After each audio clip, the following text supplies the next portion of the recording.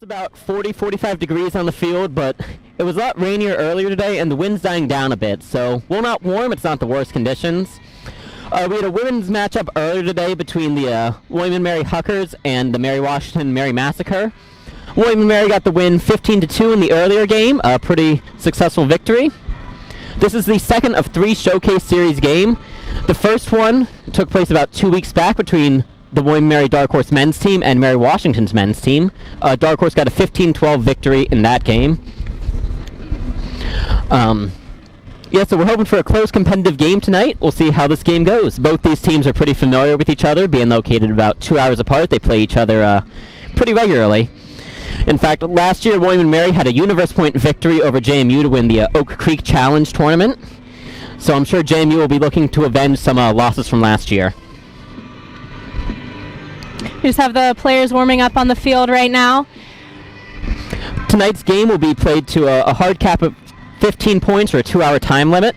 So either once one team scores 15 or 2 hours have passed, the game will end. For those of you not as familiar with the sport of Ultimate Frisbee, the way the game works is teams must pass the disc to each other to advance it. You can't run with the disc once you have it.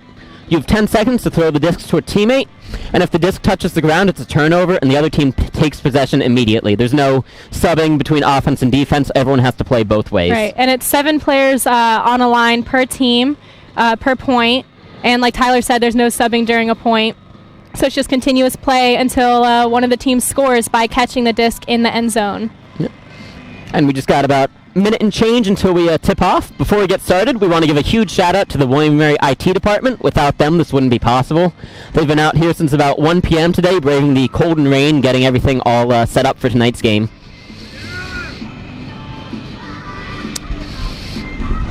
Looks like the teams are starting to huddle up. We'll have William & Mary wearing white and JMU in their dark.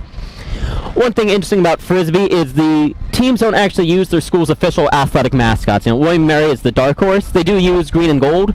JMU's the Hellfish, and they use black, pink, and blue, which are not JMU's official colors by any stretch, but it gives them a nice neon look. So the lines that you see out here on the field tonight are not official Frisbee lines. This is a soccer field, so the Frisbee field is marked out by orange pylons. You have 4 orange pylons marking out each end zone, and then kind of an imaginary line running between all of them. Yeah, and one thing you won't see on the field tonight is referees. Frisbee is a self-officiated game. The players make the calls on the field themselves, and they must discuss calls amongst themselves if there's ever any disputes or disagreements. Usually it works out pretty well. One of the big points of Frisbee is spirit of the game, where teams are expected to play amicably with each other and, basically play nice on the field. Exactly, and while we're expecting to see some high-level athleticism out here tonight, most teams are just really out here to have fun and have a good time. Yeah, this is a bit of an early season tournament. We're only about a month and a half into the spring season, so both teams are still kind of working out the kinks in their lineup and finding out the best methods to use. Despite that, both these teams have played in a few tournaments already. William & Mary hosted the Mid-Atlantic warm-up in Glen Allen, Virginia at the start of February. They finished second in that tournament. They had a Universe Point loss to Vermont, so they lost 15-14 in the championship game. JMU finished 9th in that tournament, and then JMU also took part in Eastern qualifiers last weekend, where they finished 15th overall. Still, JMU 7-6 on the season, and a lot of their games have been close 1-2 point losses, so I think they're a lot better than the record indicates.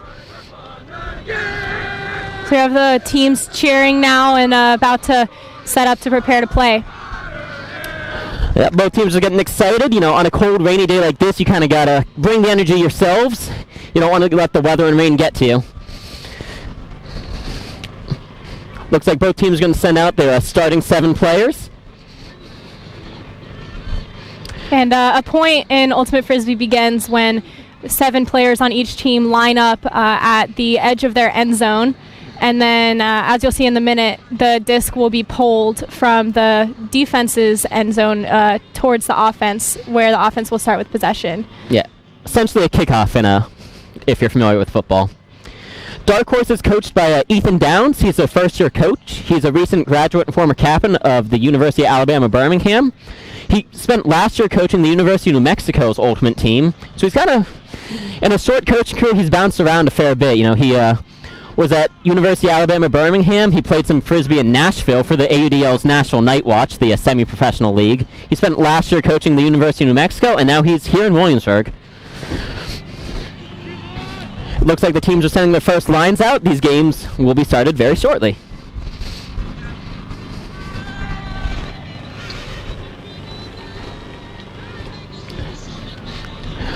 Looks like they're just getting their final coaching word. We'll see what type of strategy each team's use. Dark Horse will be starting on defense, pulling the disc to James Madison. Sometimes the early points are just a little bit of seeing what your opponent has, throwing out a few different strategies and seeing how each other reacts. You know, with a 2-hour-long game, you kind of have time to just throw a few soft punches, a few quick warm-up blows to try to see how each team responds. It'll be interesting to see how the weather affects the strategy that the teams play with tonight, as well as the setup of the game. Most Ultimate Frisbee games are played in tournaments with 3 to 4 games a day for a weekend or longer. So a one-off game like this is kind of an interesting and different situation. We'll see how that affects gameplay. Yeah, you don't have to worry about keeping your legs fresh quite as much. Both these teams have some pretty strong top-end talent, but also a lot of depth, so we'll see what they do. Dark Horse is captained by Gus Norbaum, Johnny Malks, and Gabe Westergen. All those players play for some top-tier club teams, Truck Stop and Space Heater. So they bring a lot of Frisbee experience. Despite only being college sophomores and juniors, they have a lot of Frisbee experience and a lot of Frisbee know-how, which is a huge benefit to Dark Horse. So it looks like the teams are gearing up to start this point off in a couple seconds. And my apologies, but it's actually JMU will be pulling to Dark Horse. So William Mary starting on offense, James Madison on defense. My mistake on that. My apologies. And here comes the pull. Yeah.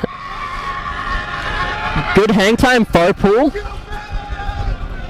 They pick it up. Gus Norbaum has the disc at the center of the field. He's usually Dark Horse's main handler.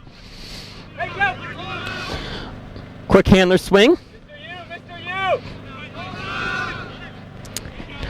Gabe goes high to get that catch. So another principle of Ultimate is there tend to be 2 main positions on the field, the handlers and the cutters. Right now we're seeing 2 handlers. Handlers are those who tend to handle the disc more frequently in a point, and cutters are those who tend to cut more to get open to catch the disc and move it upfield. You can see right when one of the cutters gets the disc, they look right back to Gus Norbaum, try to get him the disc back, and he'll send it downfield.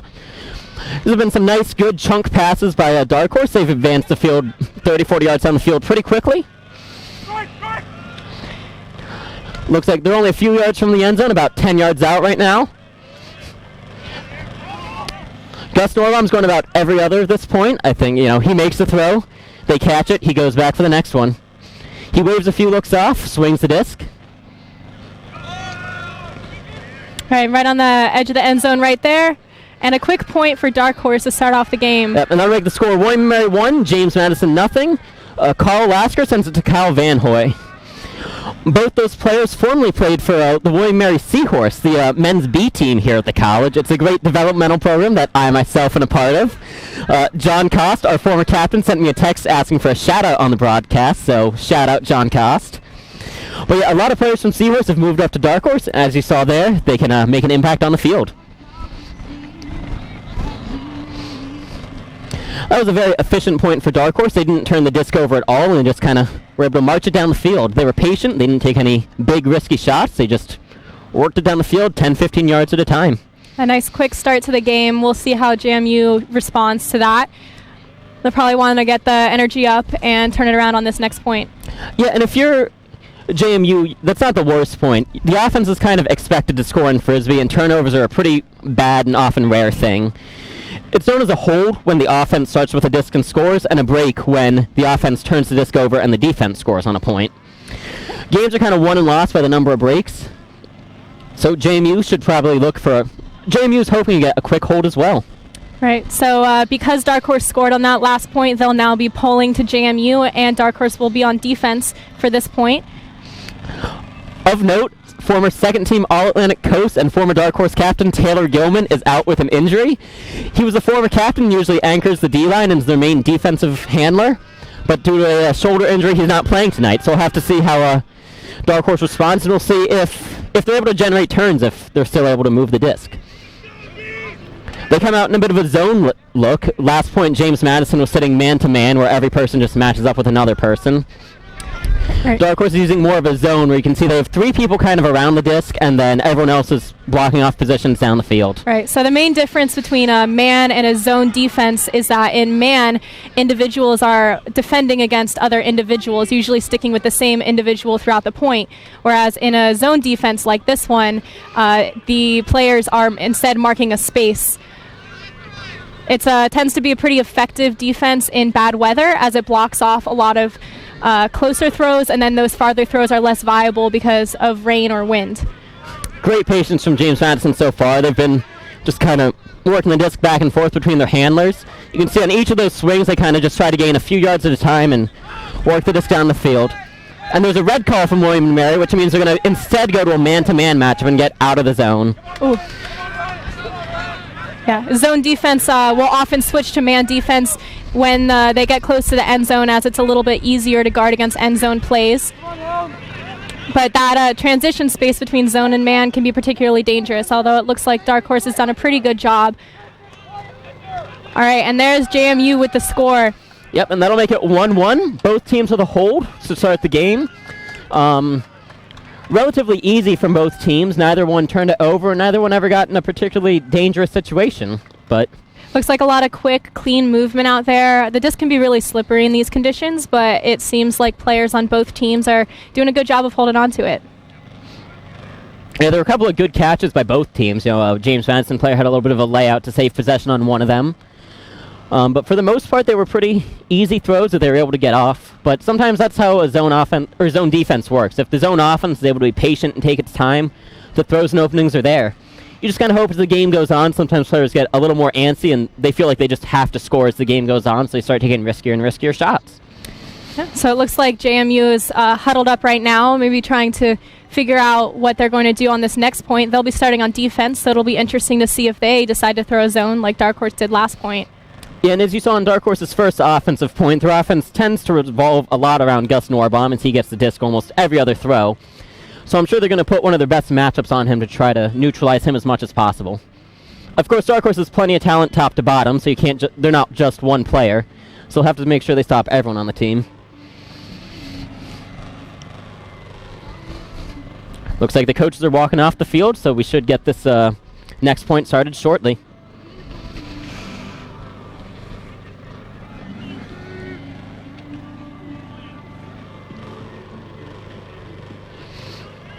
We'll see sometimes the rain and slick weather can make pools a little harder. We saw in the game earlier today there were a couple that kind of slipped out of players' hands and only made it a short bit down the field, though he has no trouble with the weather on that one. Gets pretty good distance, pretty good hang time, and Dark Horse will start about 70 yards down from their end zone in the corner. Just the first thing that Dark Horse chose to do was center the disc. That gives them a lot more options. I think a bit of a miscommunication there. They thought there was going to be a deep cut that just never came, and the disc kind of errantly sails incomplete.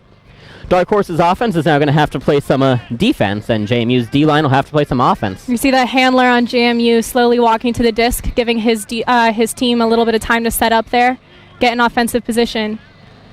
And it looks like JMU is running a vert stack. Oof. Good layout attempt on the D, but it's completed anyway. Vert stack stands for vertical stack, which is a pretty typical offensive play. Great pressure from the mark there. The throw just kind of falls on the ground aimlessly, and despite the earlier turn, Dark Horse is in some great position here. And a nice snag right there. Yeah, great throw from Gus Norbaum, getting around the mark for the completion. And that was a catch by Gabe, another junior captain on Dark Horse. That makes it 2-1, William and Mary over James Madison. So far it's been holds from both teams, no break points yet. We'll see where the night takes us.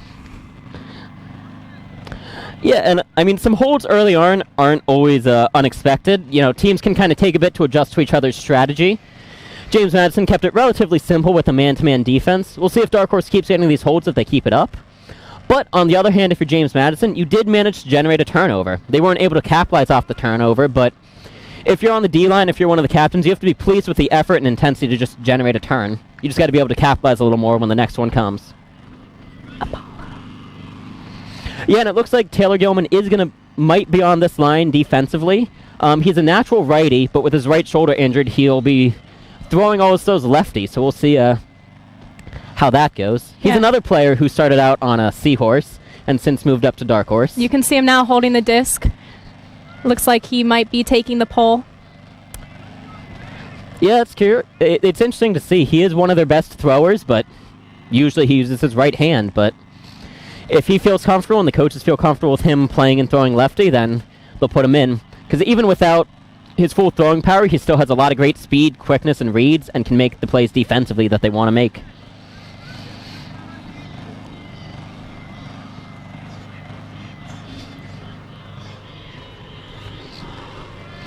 So it looks Taylor like spent the summer playing for a John Doe, a club team out of Richmond, and the pool goes up. It's going to land about 10 yards in front of James Madison's end zone, although it takes a very favorable roll for the Hellfish. Starting in the center of the field now, the handlers have a lot of options. They get it in the center of the field. Hellfish with 3 handlers back, and there's a call. Couldn't quite hear what the call was, but we're going to send it back to the handler. They have it in the center of the field, middle of the field. Nice reset to a handler there. A quick dish. Now it's interesting, Dark Horse came out man-to-man this point. They didn't use the zone look at all. Could have been because the pool wound up giving James Madison slightly better field position than they wanted. Sometimes teams back out of a zone call it about midfield, which is where James Madison started this point. There was a pick called, which means a defensive player ran into another player who's trying to make the play. You're not allowed to do that, but it looks like they've agreed that the pick was unaffecting, so the disc will stay where it was. Another reset to a handler there. It looks like JMU is out in a vert stack now, possibly their response to the man defense that Dark Horse threw. That was a nice throw there. And a point for JMU. That makes the score 2-2 so far in the game. Yep, that's another hold for the offenses. No turnovers from JMU yet. They were able to work it down the field. They did have to work for a few of them. Dark Horse put some good pressure on, but overall they were able to work it out. So we've seen a great showing so far from both teams. Seem pretty well matched. And for those of you listening at home, if you want to give me a Twitter shout-out at WM_Seahorse, I'll give you a shout-out in a couple of points when you take them off. Tweet me at WM_Seahorse. WM_Seahorse. We'll get another look at William Mary's offense in a little shortly here. They've kind of been sticking with a fairly tight rotation, running through the same players, which again could be because of the one-game format versus a whole tournament. They don't have to worry as much about saving players' legs for a game tomorrow or 3 games tomorrow. You know, a lot of tournaments you play 7-8 games in a weekend. This is just a quick one-off game.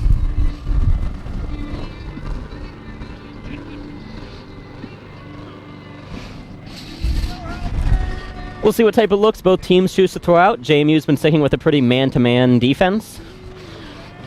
JMU will be coming in on defense on this point. They're pulling to Dark Horse. They were able to generate a turnover the last time they came out on defense, largely due to a miscommunication between a couple of Dark Horse players, but if you're the defense, generating turns is always a positive sign, so I'm sure they'll hope to build off that, and next time they want to capitalize.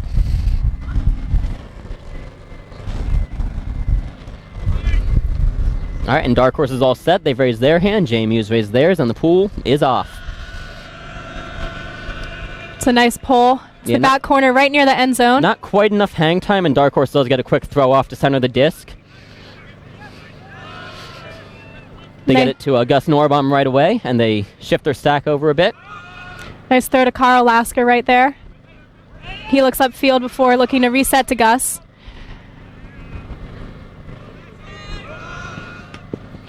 Great find by Gus, putting it into space and his cutter make a play.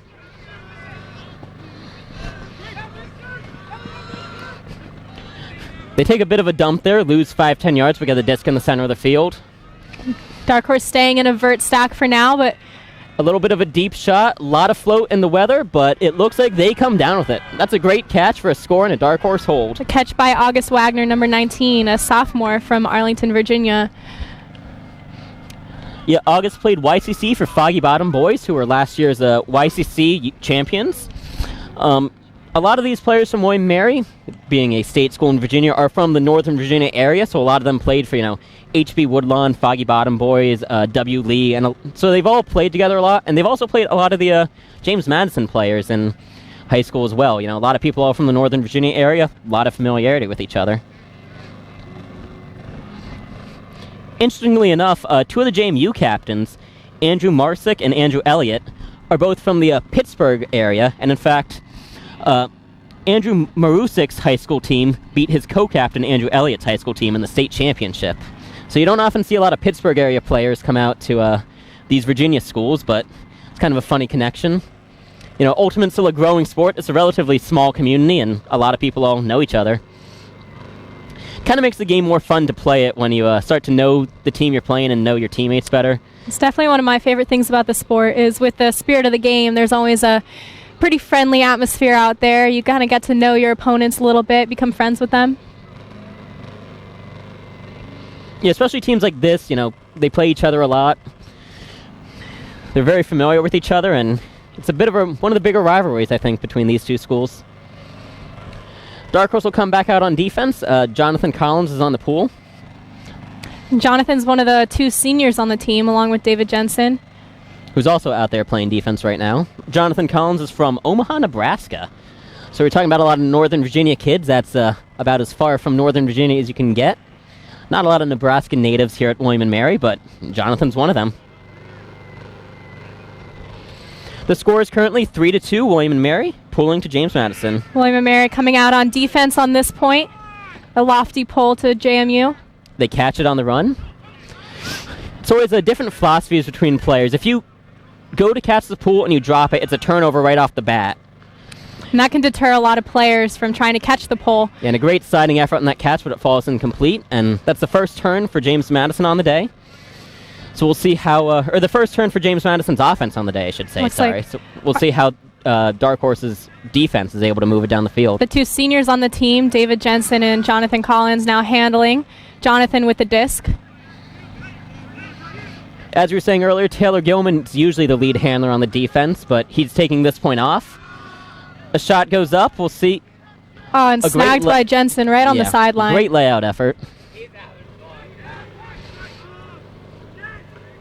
Oh, and that disc gets tipped and caught for a score. Oh, what a great catch by Ryan Cooper, number 15. Yeah, that's great effort. I mean, in Frisbee, the disc isn't down until it hits the ground, and it's kind of an odd-shaped disc, a circle disc. You never know how it's going to bounce, how it's going to fly, so that's just a great heads-up play to make the catch. That's our SportsCenter Top 10 Play of the Week nominee right there. We may not be ESPN if you haven't noticed, but we'll do our best to get that play out there. Yeah, there's a lot of energy on the field now, especially after that point. A couple of layouts, one from David Jensen, one from Ryan to score the point. Yeah, and that makes it 4-2 William & Mary. That's the first break of the day, so that's the first time a team starting on defense scored the point. And that can be a big momentum swing here. JMU's offense has to come back out and play again. A lot of the same players are on the line, and this time they just have to hope for a different result. Mm-hmm.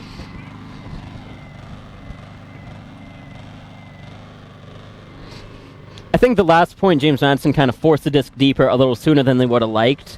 And especially in the rain slowed down a bit, but it's still cold, still wet. It can be a lot harder to get those deep throws off accurately. And you saw the throw kind of came in at a sharp angle. And it was a very hard catch for the receiver to make, and they weren't able to haul it in. So far, we've seen a lot of really great movement from both teams. We'll see if they can keep it up. And of note, Dark Horse has taken both the seniors off. Both both Jonathan and Jensen, appear to be taking a rest this point. Although Taylor Gilman, a fifth-year student, is back in.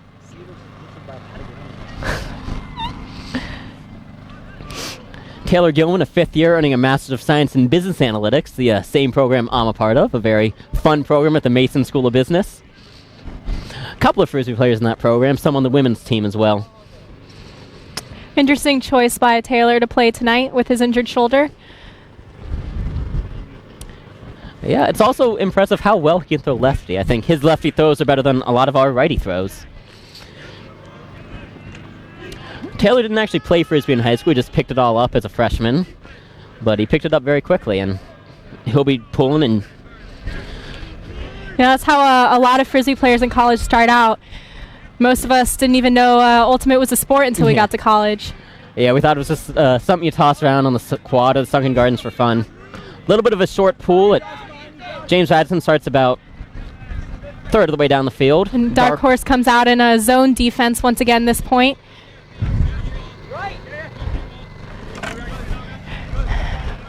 The point of the zone defense is to try to keep the disc down by the handlers, try to block off that upfield movement with the hope that eventually, with all the swings between the handlers, a mistake will be made. Just quite like that.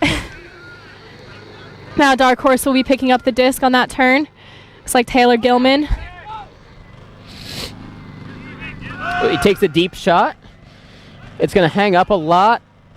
And it looks like that was a catch. And a catch by number 5, Ethan Rue, freshman on the team, hailing from Richmond. There's a lot of energy right there on the field right now. The score is now 5-2, Dark Horse. Yeah, and that's back-to-back breaks. Both times the defense was able to generate a turn and score right off of it. That one, I think, just with the rainy and windy conditions, it was a bobbled disc, and sometimes that just happens, you know. Slick conditions, cold conditions, it's harder to make the catches. James Madison was trying to run pretty up-tempo in there on offense, too, and sometimes that just also causes more mistakes.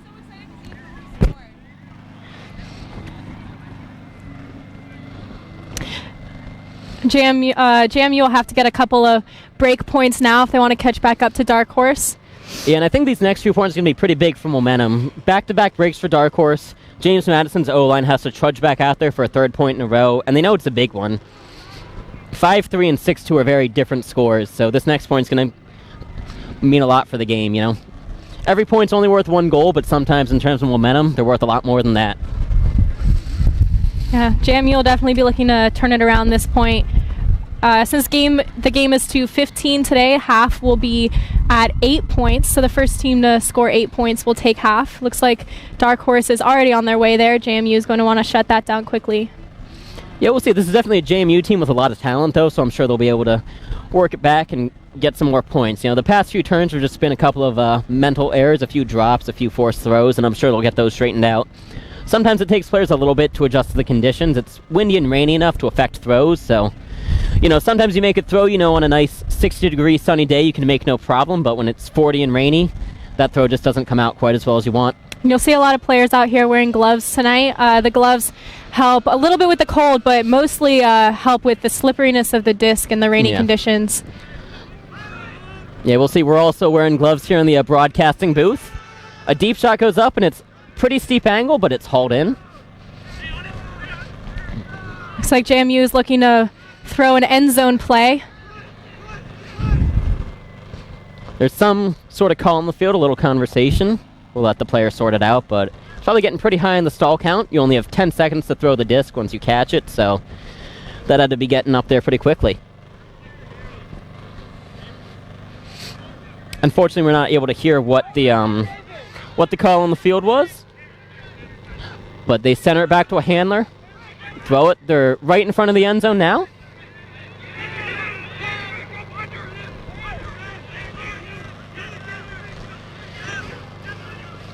Right on the corner of the end zone, about a yard out. Dark Horse isn't giving JMU a lot of space to work with, but they're doing what they have to do. Well, looks like there was a call on the field. Yeah, I think it was a pick call where a couple of players ran into each other. So the play will just sort of reset, take a few steps back, and we'll go from there. Yeah, so picks are not allowed in Ultimate. The intention doesn't matter. If the defender has to run into another player, run through any player at all on offense or defense to catch up to their offender, then it is a pick. And that's a score from JMU right there. And that makes it 5-3. William & Mary still with the lead, but James Madison's able to right the ship and stop the bleeding a bit.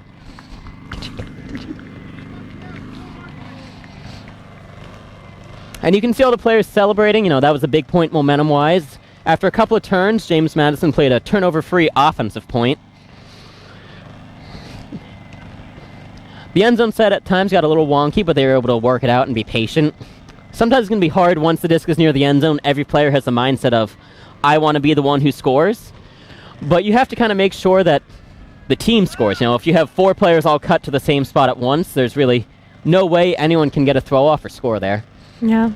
One of the great things about Ultimate is just how much of a team sport it is. Since you can't run with the disc, you have to rely entirely on passing to your teammates. Yeah, Bill Nye, a former college Ultimate Frisbee player, said he loves the sport because it's the only sport where a player can't score unassisted. I don't quite have the knowledge of every sport in existence to know if that's true or not, which is why I'm crediting Bill Nye with the quote. So if you're wrong, if that's incorrect, take it up with him and not me. Speaking of sports, the news just came out that Frisbee will not be in the 2024 Olympics, unfortunately. Paris 2024 bid was unsuccessful. They announced a couple of sports that are being considered for contention. You know, Frisbee tried to get their name out there, but they were not quite able to make it. However, breakdancing, surfing, and rock climbing are all being considered for the next Olympics, so those could all be interesting to watch. You know, it's an interesting discussion in the Ultimate community. Some people really want Ultimate to make it to the Olympics, but others think that it would really change the spirit of the game by making it more competitive, by increasing the viewership and profitability of the sport. You could end up kind of making it less accessible for players, a little bit less fun, and more focused on competition. But as you can see tonight, there are some really high caliber athletes out here playing Ultimate. Yep, and you know, the 2028 Olympics are back in Los Angeles, which I think could actually be a relatively strong opportunity for Ultimate to make the Olympics if it does choose to go in that direction. You know, the U.S. has one of the biggest Ultimate communities in the world, and oftentimes that kind of helps the team's bid. It looks like, Dark Horse was considering running a set play, but they held off from the deep shot there. Some good upfield movement right there. Looking to reset to Gus. And Gus with the swing across the field to number 11, Kyle Van Hoy. Some good pressure from James Madison defensively there. That was an easy catch for Kyle. They're really making Dark Horse work for a lot of these. Oh, very nice layout right there. That's Aaron Groves, team president. Oh, and that is a good layout D there.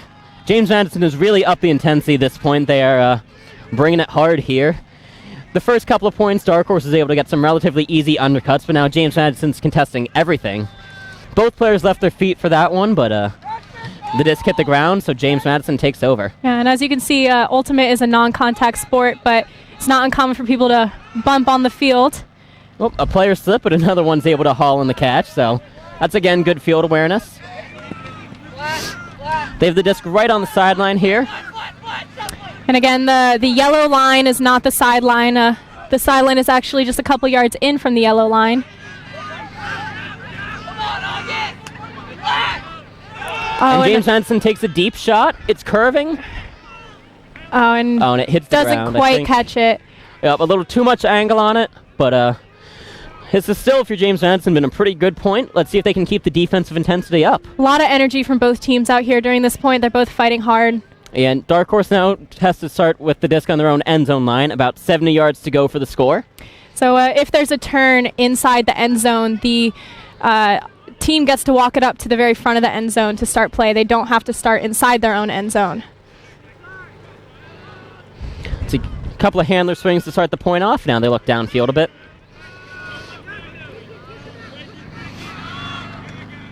They get the disc in the center to Gabe. Let's see what he does with it. Another handler reset right there. Typically, if the first few cuts from the stack, from the cutters don't work out, handlers will look to each other to reset as, again, they only have 10 seconds to throw the disc. Another call down the field. Play will stop there. Probably another pick.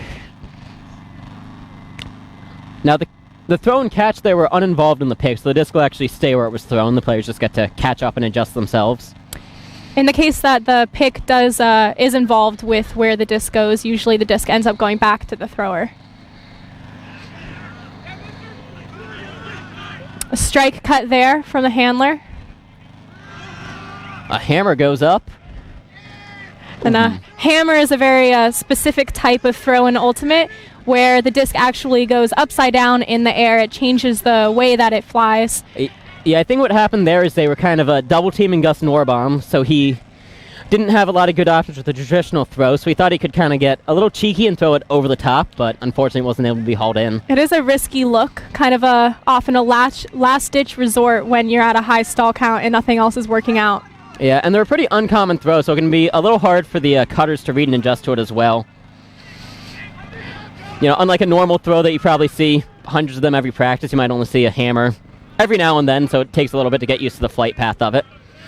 Right, so there are many different types of throws that you can do with a disc. The two classic ones, the ones that we're seeing the most tonight, are the backhand and the flick. That was a backhand right there. Now looking for the flick, and that's a backhand.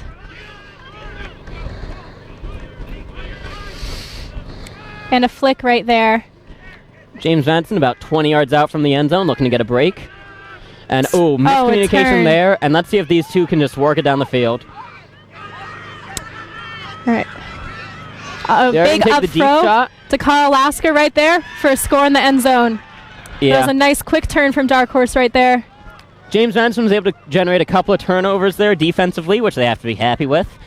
But they weren't able to capitalize, unfortunately, for them. But both teams working incredibly hard out there right now. Yeah, that makes the score William Mary 6, James Madison 3. And as we said earlier, here's some Twitter shout-outs. Triforce Ultimate, a youth program in North Carolina, wanted to give Aiden O'Connell, a Dark Horse freshman who's unfortunately unavailable to play tonight, a shout-out. Michael Picarossi gave us a shout-out on Twitter. I apologize if I mangled that last name. Victoria Elliott, a JMU mom, cheering for the Hellfish tonight. And then the JMU Smellfish, JMU's B team, also gave us a shout-out. Much as Hellfish and Dark Horse are a pretty great rivalry, William Mary Seahorse and the JMU Smellfish also play each other a lot and have had a lot of fun games. JMU was just here on campus this past weekend. It was kind of similar weather to this, where it was 40s and rainy. Actually, there was even some hail last weekend, which was interesting to play in, to say the least. Yeah, and the tournament last weekend was a mixed tournament for the B teams at William & Mary. So that would be William & Mary Seahorse, which is the men's B team, and then the Woolly Mammoths, which is the women's B team at William & Mary. Yeah, no, it was despite the weather, I think everyone had a lot of fun.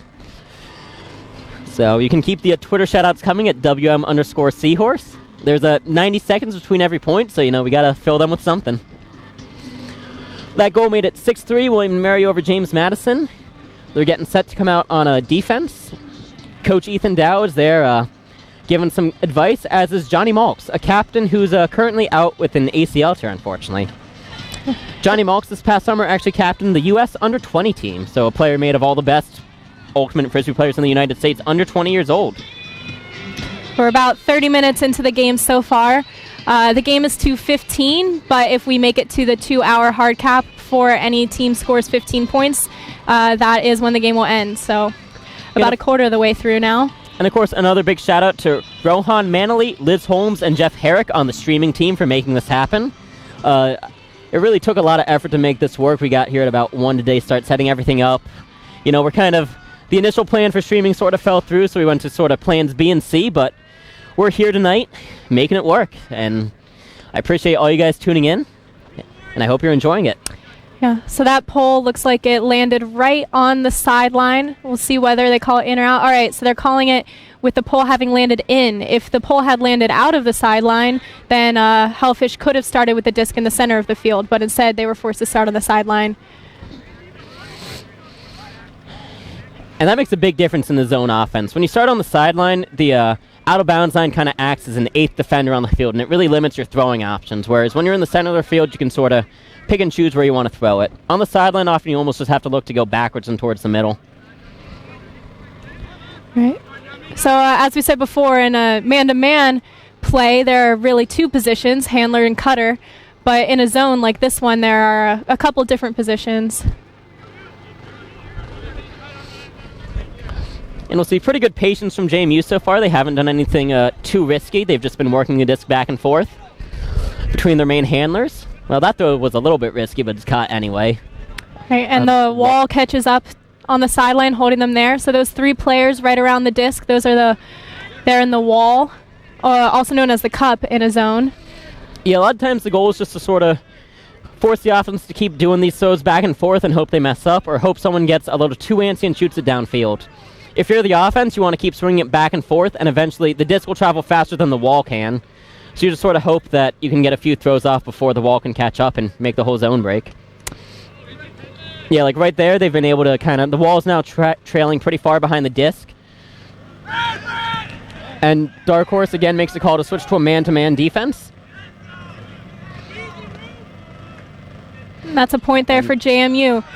That transition period where zone defense is switching to a man defense can be really difficult. Normally in a point where you're just playing man defense the whole time, you start out the point choosing a single person and you just stay with that person defending against them for the entire point. But in a zone defense, when you have to switch over to man, you just have to pick up either whoever's closest to you or whoever's the biggest threat. So often that requires a lot of communication. Sometimes there can be miscommunication and someone's left open like we just saw. Yeah, players have to adjust quickly on the fly. You can't really call your matchups out before the point. You have to pick a space based off where you are on the field. That's also why teams often try to make the man call about halfway through the field. Because if you make that man call right near the end zone and someone's open, it's basically a free goal. If you do it about the half field point, you have a little more time to adjust and find your matchups. And the reason that teams usually choose to switch from a zone defense to a man defense kind of near the end zone is man defense is just a lot easier to defend against different end zone plays. When you're in a zone, since you're marking a space, you can't always take into account the different movements of different offensive players. So most teams tend to go to man defense when they're near the end zone. Yeah, and as you've seen, a lot of times the zone defense kind of allows a few quick 4 or 5 yard gainers, which doesn't really work as well near the end zone. If you're right on the end zone line and you give up a 4 yard gain, that's a goal. If you're 3/4 down the field and you give up a 4 yard gain, no big deal. So the score right now is 6-4 William and Mary. On this next point, JMU will be polling to Dark Horse, and they'll be starting on defense with Dark Horse on offense. They'll probably be looking for another break point. JMU will want to get a quick turn and score off this so they can get a little bit closer to tying up the game. Yeah, we're sitting at 6-4 right now. William Mary on top. Again, once one team hits 8, it'll be a halftime. So William Mary's 2 points from that, and JMU's 4 points out. JMU raising the disc now, just waiting for a raised hand from William and Mary so they can start off the point.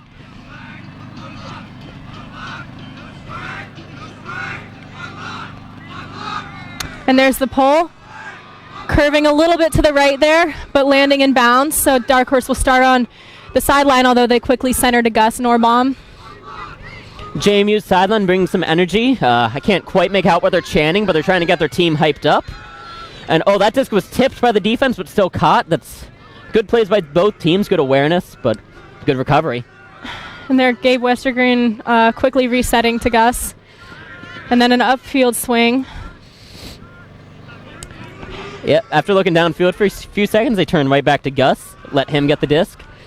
Dark Horse again set up in a a vertical stack. Very classic Frisbee offensive play. A little high on the stall now, but a reset to the handler. And then, and caught by Kyle Lasker in the end zone. A quick fumble there. Looked like he might drop it, but he got it.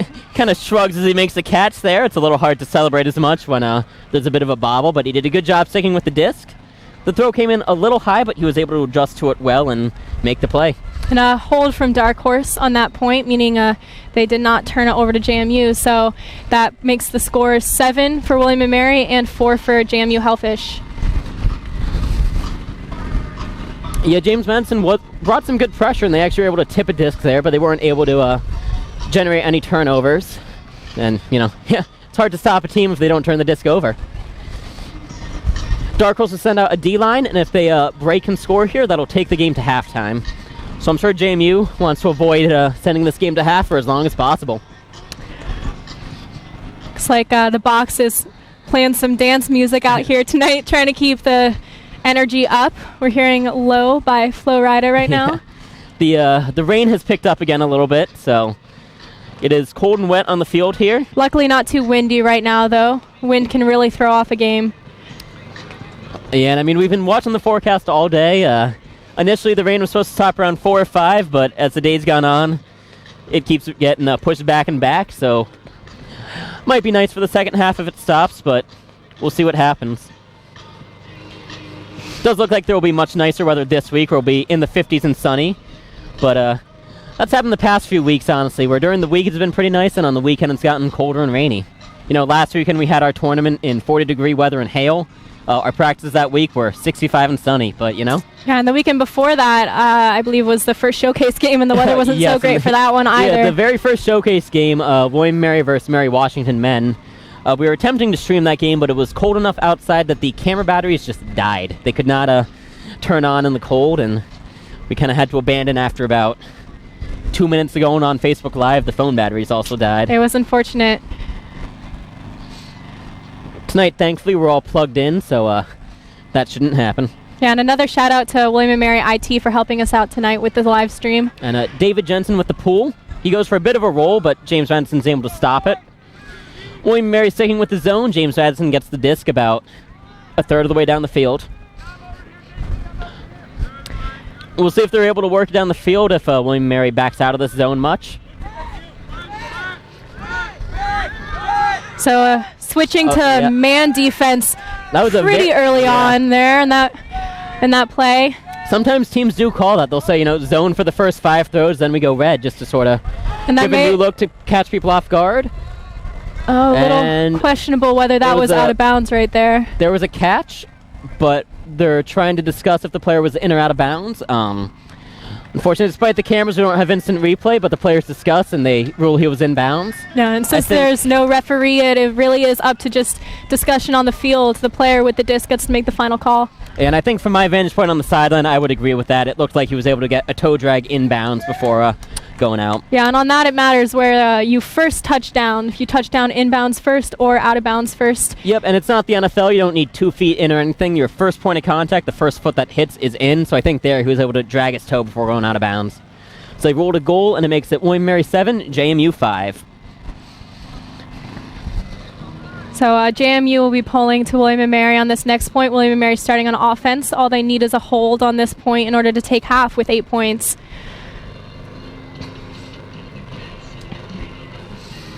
Yeah, I believe James Madison's yet to get a break this game, so this will be... If there's a time to get a break, I think now's the time. The closer you can make the score before halftime, you can sometimes get a little bit of momentum heading into half.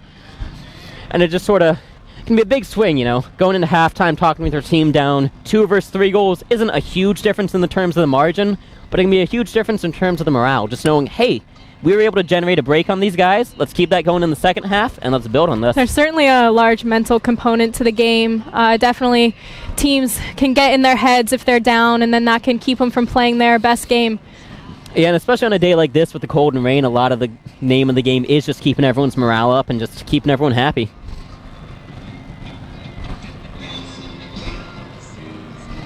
James Madison spent some time discussing on defense, trying to pick the best matchups and figure out the best strategy. Dark Horse has had a couple of turns on the day so far, but James Madison's defense hasn't been able to capitalize and turn them into points. Dark Horse is kind of stuck with more or less the same core players on offense. They rotate a few players out, but they do tend to run it through players like Gus, Gabe, Carl, and a few others. I do apologize, as William & Mary students were more familiar with the names of the William & Mary Ultimate team than the James Madison team, so we're not able to call them out by name quite as often.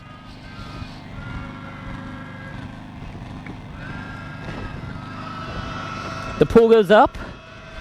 It landing about in the center of the field right there. James Madison actually comes out in the zone look this time, trying something a little different. So this is the first zone that we've seen from them, isn't it? Yeah, and that was a very quick hammer by William & Mary to sort of break through the cup. Again, a hammer is a pretty rare throw. Maybe something you're a little bit more likely to see in a zone because it does go a little bit higher than other throws, so you can throw it over the cup. Hammer. Kyle Van Hoy catches it, a little outside of the end zone, and a quick throw to Carl. Again, a seahorse connection, or former seahorse to former seahorse. That's ought to be a frustrating point for JMU. I'm sure they were hoping to throw a new strategy, kind of have a hard fight on that point, maybe get some turns, but then William & Mary just took it pretty quickly, so that'll be half. And it's a 10-minute half. Yes, there'll be a short pause in the action. And we'll see what the teams do during halftime. A lot of teams like to talk about it and figure out the best strategy for the second half. All right, so we're going to tune out now for 10 minutes, but we'll see you guys soon. We'll probably go back in the broadcast a little before the halftime ends. We'll get started back a little before then. We might try to grab Coach Ethan for an interview. But until then, take a quick breather, grab some snacks, grab some refreshments, and we'll see you back in the second half.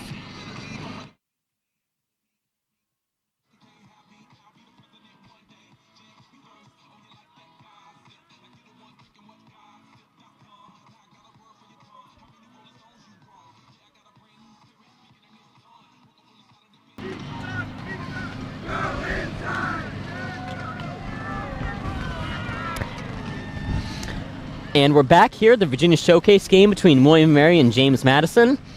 The teams are just wrapping up out of half. They took a slightly quicker half than normal. I think no one wants to spend more time in this rain than they have to. Dark Horse started the game on offense for the very first point, so this time they'll pull to James Madison to start this half, starting out on defense. The score right now is 8-5 with William & Mary Dark Horse in the lead. They just took half. Yeah, and so far this game, William & Mary's been running two distinct defensive lines. They've kind of been switching off to try to give as many players playing time as possible. Kind of makes sense for these early season tournaments. Sometimes the reps matter more than the result. Looks like both teams are keeping energy up on the field. Probably one of the reasons they took a quick half. Yeah. It's a little bit rainy and cold out here still. Yep, the teams are sending their starting lines out to the field. William & Mary on defense, James Madison receiving the pool on offense. We'll see what type of looks these teams use this half. We saw a little bit of zone defense last half. We'll see if the teams decide to pull that out again. Again, zone defense is a pretty effective defensive strategy in this sort of weather where the rain is pushing down the disc and the wind makes those longer throws more difficult.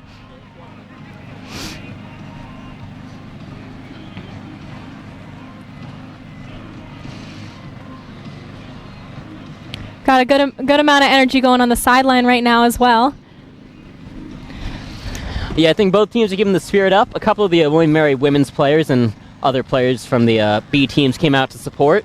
You know, not the best weather, but it's always nice to see some camaraderie between teams.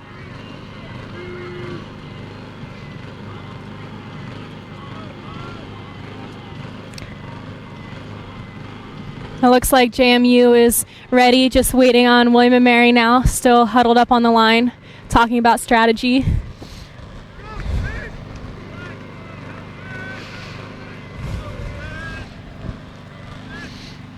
Yep, James Madison's lined up, ready to go. One of their players have raised their hands, indicating they're ready for the pool, but Coach Ethan Downs is still giving some last-minute advice.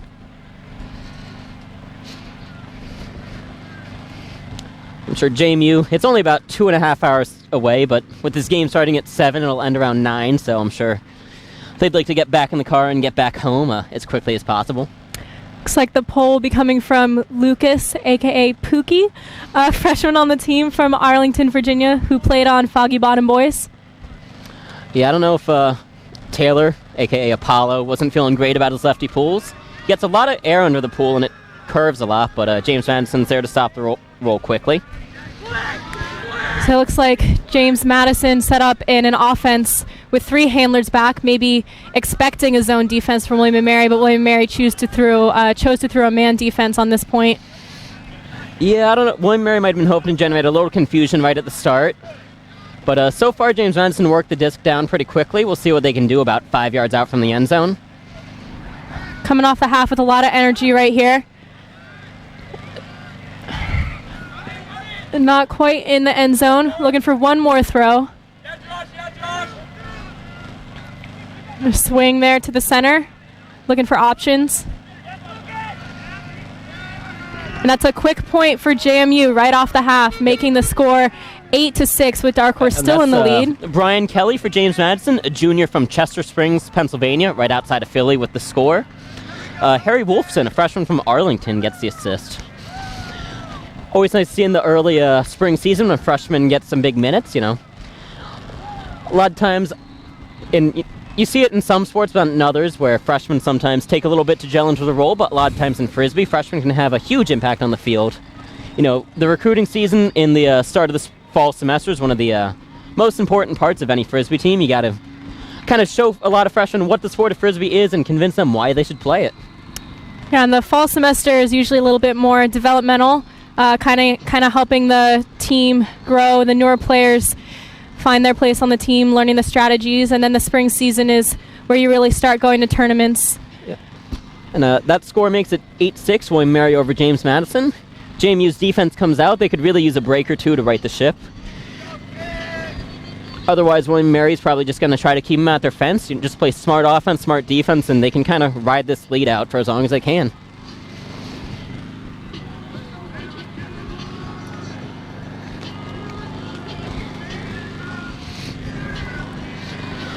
JMU rocking their black and pink jerseys, a nice neon colors.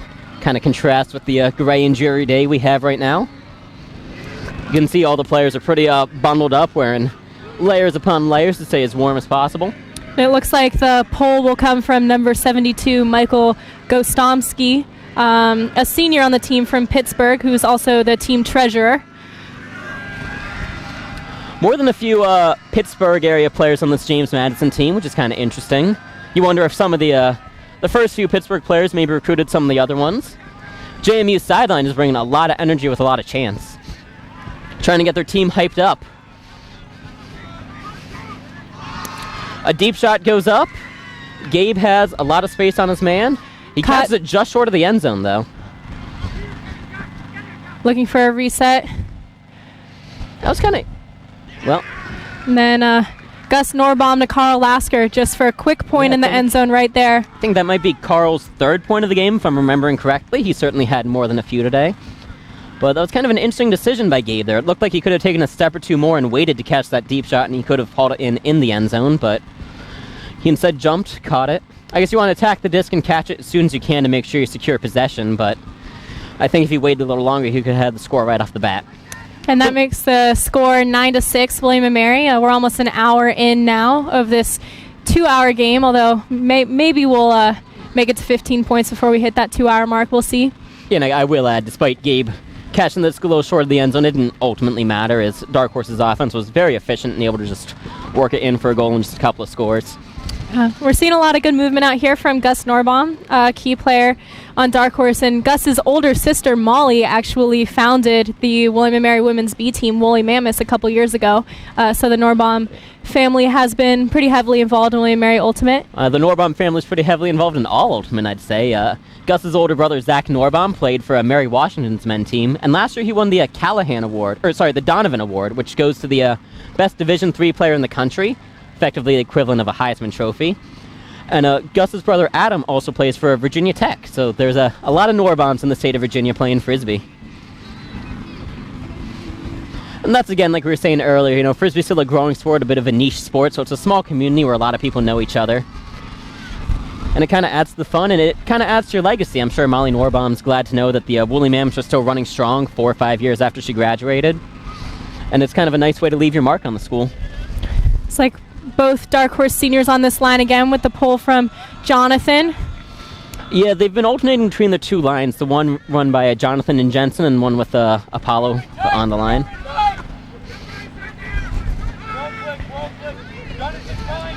Good pressure from Dark Horse so far. Not a lot of easy options for JMU. Sliding catch there. Looking for some handler movement to reset. And that disc just flew a little bit too high. And that was good pressure to force the turn, and then they pick it up. They might have went a little too quick off the turn, especially in these wet conditions. Sometimes teams like to try to run and gun it, build a little momentum. Get a turnover and a quick score is a great way to really bring your opponent into the ground. A deep shot goes up. It's going to float there, and I think a couple of players sort of misread the disc as it sails over their heads, although there might have been a foul called. There's a little bit of discussion there. Some contact there. Sometimes contact can be a foul, sometimes not. We'll see. Looks like JMU will be keeping possession. Yeah, it looks like from what we're seeing so far, it looks like Dark Horse is agreeing it was a foul, so the JMU receiver gets to possess the disc where the foul occurred. That's some good sign of sportsmanship there. Sometimes it's hard when the disc is floating up. Everyone just kind of jumps. And the layout D right there. Ryan Cooper with the layout. It's great awareness and great heads up.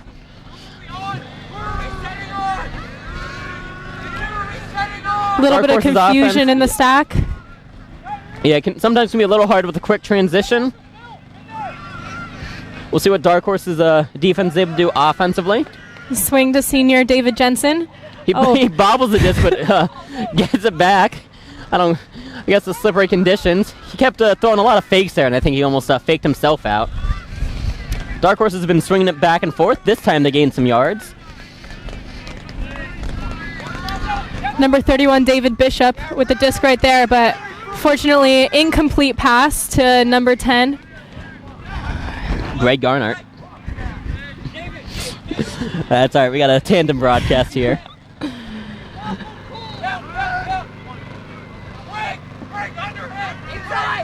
I think another D by Ryan there. I think that's 3 turns for James Madison this point.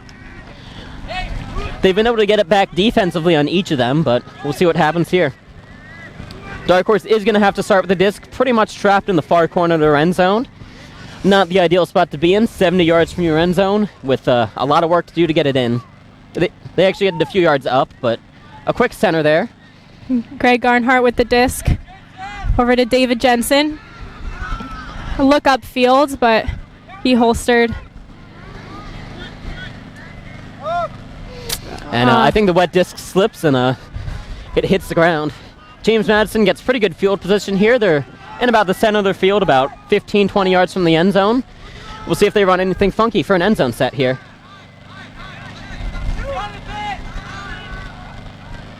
And that's a great layout grab. A kick spike at the end. Number 82, sophomore Haroon Matties. He played for Foggy Bottom, a YCC youth team, and OG Boys, a club team based out of Northern Virginia. OG Boys has a pretty strong pipeline with the JMU program. A lot of JMU players play for OG Boys in the off-season. So William Mary's defense did a good job at that point. Ryan Cooper with a couple of layout Ds that were both pretty impressive. JMU was able to get it back, though. Their offense was able to set it back and play defense, and they did score in the end, but William Mary has to be happy forcing 3 turns on 1 point. Yeah, so the score is now 9-7 with William & Mary still in the lead, but JMU fighting hard, working their way up slowly. Yeah, and we'll have to see if Coach Downs or one of the captains says anything here, but Dark Horse had a bit of an issue there where off the turns they tried to move it a little too quickly and had some unforced error. An errant deep shot, a turfed swing. They went a little too quickly off the turns and gave the disc right back to James Madison, who were able to punch it in. It's difficult with the rain, and the wind is picking up a little bit, making the disc really slippery out there. So you can see some players are wearing gloves, but not all of them. Yeah, and it can be hard because you do want to build off the momentum, but if you give a talented offense like James Madison 4 chances to score, they're going to get it in eventually. Dark Horse did do a good job on defensively stopping the initial set play that they ran, but JMU fell to a backup play on a strike cut from the off-handler and got it in the end zone. So JMU will be pulling to Dark Horse on this point. So JMU will be starting on defense. It'll be interesting to see if they choose to throw a zone or a man. The last zone that we saw them throw was the point right before the half, and that was a quick score for Dark Horse. So we'll see if they try to throw that again or if they stick to man defense. Yeah, a lot of Dark Horse's game revolves around the small ball. They don't take a lot of deep shots. They're happy to just throw it back and forth for a few yards at a time, which is pretty effective at beating a zone. They have some experienced handlers who are very patient, so it looks like they will come out in a man. And Gus Norbaum set the stack, and it looked like he was going to go deep, but then he goes in for the under.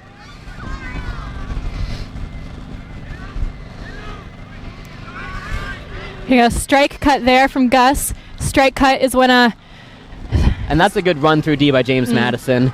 William Mary didn't attack the disc as much as they should have, and they were able to make it capitalize. I believe that was Brian McGee, number 12, a senior from Richmond, with the D there. And let's see if James Madison can try for their first break of the day. Nice layout there from number 98, Nicholas Morris. Yeah, good job saving possession there. That one comes in a little high. He bobbles up but maintains possession. Looks like there August was... Wagner called a pick from the stack, but he agreed he didn't have a play on the disc. So what a player can do is they can say, I was picked. I wasn't going to get the D, but I want to catch up to you. Because they don't want to give up a throw without setting a mark. So they say, I'm going to set a mark. You're not going to get a free throw on me, but you can keep the disc because I wasn't able to, wouldn't have caught up. And again, it's all about the spirit of the game. Since it's self-refereed, just by discussion, players figure out what they want to do when a foul is called. Lasker. He goes deep right away. It's covered quickly by James Madison, though, and they choose not to throw it. A lot of handler movement right here.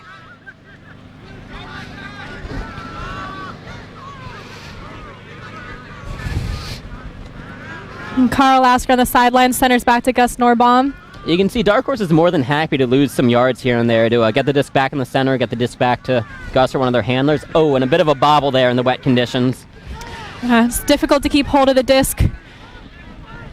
Yeah, Looks like JMU will really want to capitalize on this turn right here. Yeah, Alex and I on the sideline here. We're just standing under a tent, not in a booth, so we can really feel the conditions the players are playing in, which I guess gives us a better perspective on one hand, but on the other hand, it also means we're cold. James Madison knows how pivotal this point is, and they take a timeout so they can discuss some strategy. They're just past midfield, so it's probably a little too far for them to call an end zone play just yet, but they might want to... They'll probably call out a couple of cuts early on and say, like, hey, if we get it, if we get it to the next yellow line, then let's switch into this end zone set. Right, so each team usually has one timeout per half with a floater timeout that they can use at any point in the game, and a timeout can only be called by the player with the disc when the disc is in their possession. So it looks like JMU is just waiting to get the disc in their possession to call this timeout and kind of reset, figure out how they want to play the rest of this point out. Yeah, James Madison defensively has been able to get a few turns, just haven't capitalized. The last one was a little bit of an unforced error with the bobble and drop, but sometimes when you're just applying good pressure, it's a lot easier for players to make that bobble and miss the catch, because you know someone's coming, you know they're going to try to make a play, so you might almost overthink or overreact to the disc. The rain has continued to pick up a bit. I think the wind has a little bit too. The rain's coming in a little more sideways now. Yeah, so and since there is no midpoint subbing in Ultimate Frisbee, a lot of times taking a timeout can be a good way to give your players a break on the field if it's been a long point, hard fought. Yeah, this has probably been one of the longer points of the game. I think there have been multiple turns from each side so far. James Madison breaks for the timeout. The offense gets the set before the defense does. So the defense has that advantage of responding to what the offense comes out in. So the disc will start where they stopped, but all the other players, they get to choose where they want to start on the field after the timeout.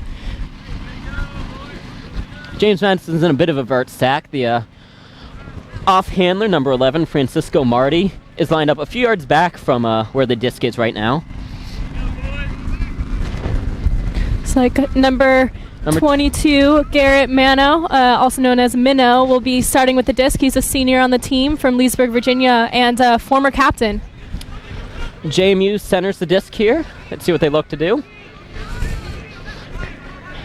They're getting a little closer to the end zone, but there's a little bit of confusion where they have a few players cutting at the same time, which can make it hard to get any throws off. Now in the center of the field, near the sideline. Looking to center again.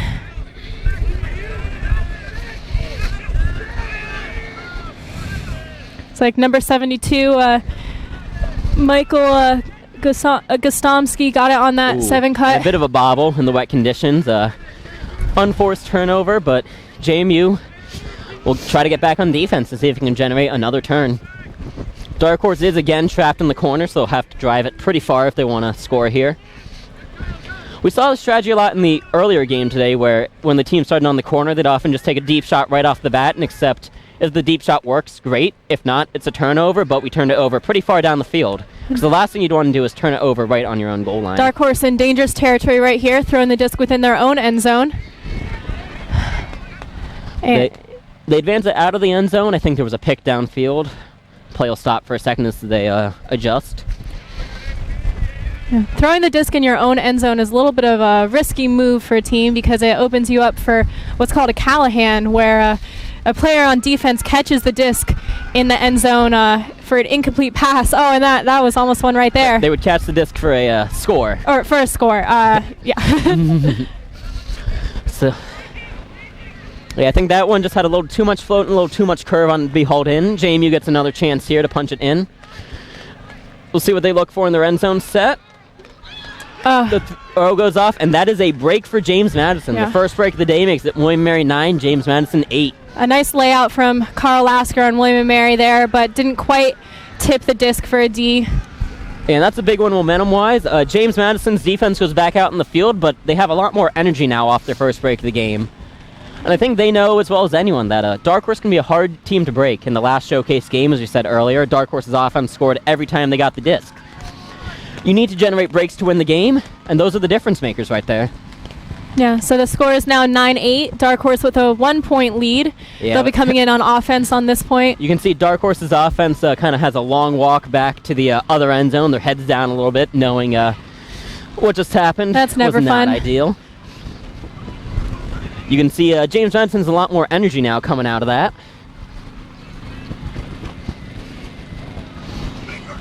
These next 3 points are going to be pretty big, with the game only being played to 15. We're a little over the halfway point, and it's a real tight game.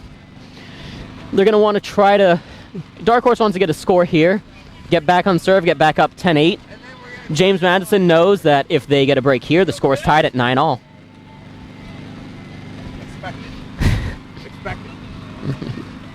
You can see some good energy from the JMU sideline. They're walking up and down, getting their players hyped up.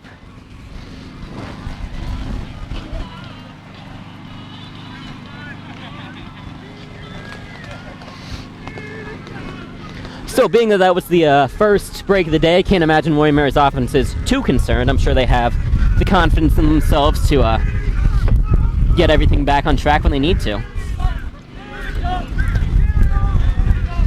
The wind is really starting to pick up here, blowing our paper around under the tent.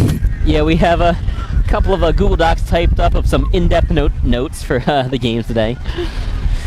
They were made at about 3 p.m. this afternoon, so... That's a real good pull from JMU. I think they kind of had their wind in their favor for that pull, which we haven't seen too often. But William Mary starts with the disc kind of in their own end zone. They center it. The cutters are all pretty far downfield right now, which can make the throws a little harder and riskier with the wind. And William Mary in a vertical stack.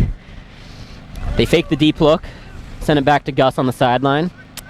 He looks to swing it to the center, and then Gus gets it back. Usually in a vert stack, the cuts will come from the back of the stack, so that's the cutter who is the furthest from the handler. There's a strike cut from Gus Norbaum. Looking upfield, he's really in power position right there. And a score from number 38, Gabe Westergren. Yeah, it's one of the junior captains of Dark Horse. That was a little bit of a risky shot from Gus, I think. Right when he let it go, he realized that was a lower percentage risk than lower percent throw than he wanted to be, but if you have trust in a receiver like Gabe to haul in the pass, then it doesn't really matter. That's a real nice power position that a handler is in when they run a strike cut. So when they run diagonally right in front of the person with the disc and they catch it, they can really just use their momentum to throw that disc in a big out throw right there, just as Gus did. And it looks like that paid off for Dark Horse, kind of getting the energy back up after that last break point. Yeah, they go back up 10-8. We got about 45 minutes left in the game. Yeah. And as we said earlier, you'll notice this is a soccer field, so the lines aren't quite accurate. Everyone at William Mary's Ultimate Team was established when President Rowe became the new president of the college, a former Frisbee player herself, so we've all put in our petitions to get some new turf Frisbee fields installed.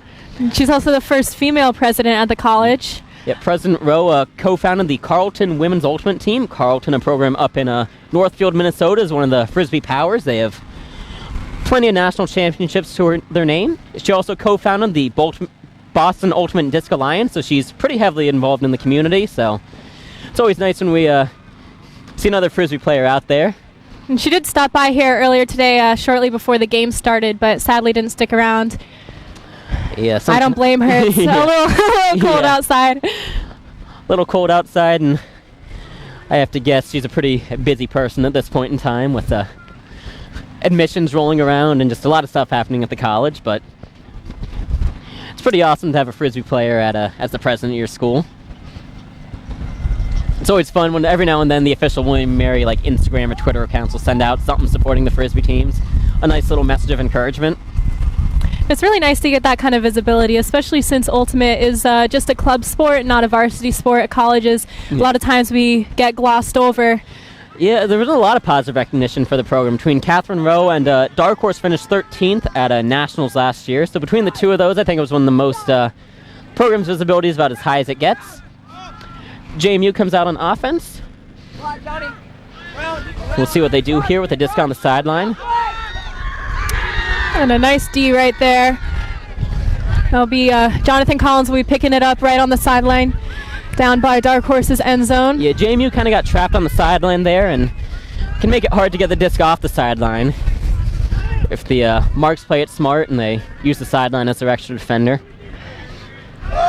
Taylor Gilman with the huck. Left-handed. I think the William & Mary players kind of ran into each other a bit and D'd each other. Good job attacking the disc by JMU there. There was some good pressure from William & Mary, but they were able to come down with it. It's a little bit windy out there. Looks like that disc was caught by the wind. Flew a little bit too high. I think Ryan Cooper bid a little too early there. There's a foul called, and basically no discussion. Ryan admits it was a foul, and JMU gets the disc back. They take a deep shot, and a D from number 13. They're going to call another foul. I think, again, there was a little contact on that one.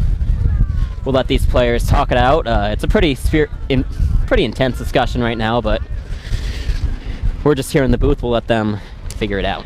Right. So a pretty common foul that can be called is a strip, which happens when a player has the disc in their hand and it's knocked out. Either the disc is physically knocked out by the other player, or the other player hits their body, causes contact, and that jars the disc out. And you have to love all the hand motions and reenactments that go on during a foul call. Everyone loves to make the throwing, catching motions with their arms. Like, we all don't know what those look like. Looks like they're just going to contest the foul, send it back to the thrower, and reset the play. Okay, so when a foul is called and it's contested, the disc goes back to the thrower. If it's not contested, then it stays with the receiver. Oh, and that was a very good catch there in the end zone, I think. Looked like the disc might have come out when he hit the ground, but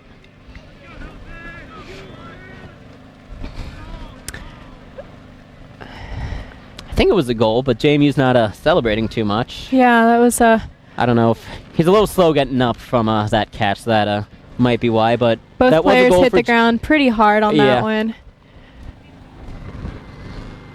That was number 25, Cole Wells, a senior from Richmond, with the nice catch there in the end zone. It makes it a 10-9. William & Mary still with a 1-goal advantage over James Madison. That was a pretty hard-fought point. A couple of fouls out there. People getting a little bit heated. You can see the intensity's starting to ramp back up with this game coming down to the home stretch, and it's been a fun game to watch so far. A nice close one. Will probably come down to the last few points, and it's one where every little throw and every little thing you do matters just a little more. I think every player knows that 1 point in either direction or one break in either direction would really swing the momentum. If JMU gets a break here, the game's tied at 10-all. If William & Mary holds and then gets a break of their own, they go up with a commanding 12-9 lead. That would be a little hard for JMU to dig themselves out from. It's a pretty close game right now, and JMU will be pulling to Dark Horse. Yeah, and these are USAU-sanctioned games, which means they count for the official standings. For any college players listening here, your rosters are due to USAU March 1st, so that's always a fun time. I had a nice trip to the registrar's office earlier this week trying to explain to them why I was giving them a Frisbee roster, what Frisbee is, and what they needed to do with it. I had to call the registrar for some help, and they have one of those auto-dial answer machines where press 1 for assistance with transcripts, press 2 for information about the bursar. They press don't have 3 for Ultimate Frisbee. Unfortunately, that was never an option. No, they kept going down and down, but I can't imagine why. Yeah. It was funny, while I was there trying to get it sorted out, the women's B team president came in about 20 minutes after me, so she had the advantage of they'd already figured out what they had to do with the forms by the time she got there, so props to them. A lot of spirit right now from JMU on the sideline. Trying to get their players hyped up right before this point. And there's the pull. And JMU will probably be looking to get a quick turn, another break point, really keep the momentum up. If they can do that, they'll tie up the game.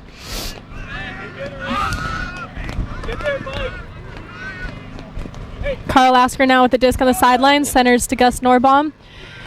Gus and Aaron Groves handling this point.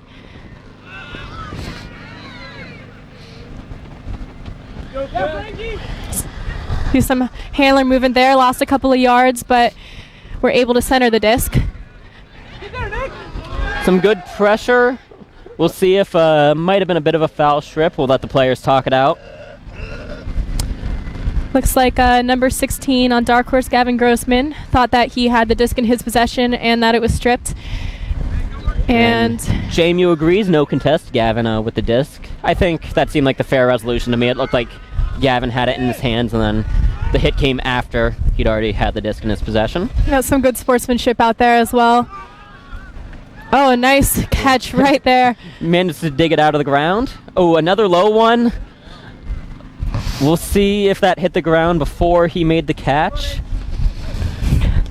Well,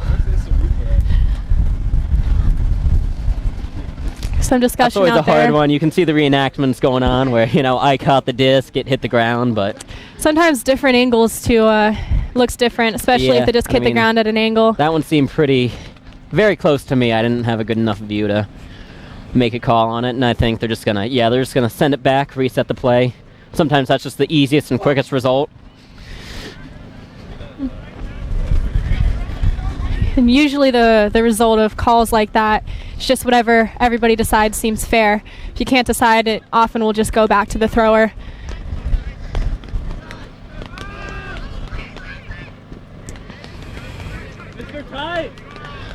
Really had to work for that swing on the sideline. JMU's got him trapped there, but they're able to work it down. Dark Horse still pretty close to the sideline right there. Oh. I thought he was able to get that on the layout, but not quite there. Great effort from Gus, but just couldn't haul it in. JMU's got some energy now. They know a score here ties the game, which would be pretty big. JMU is setting up an avert stack. You're seeing those cuts come out the back of the stack. Yeah, the game was last tied.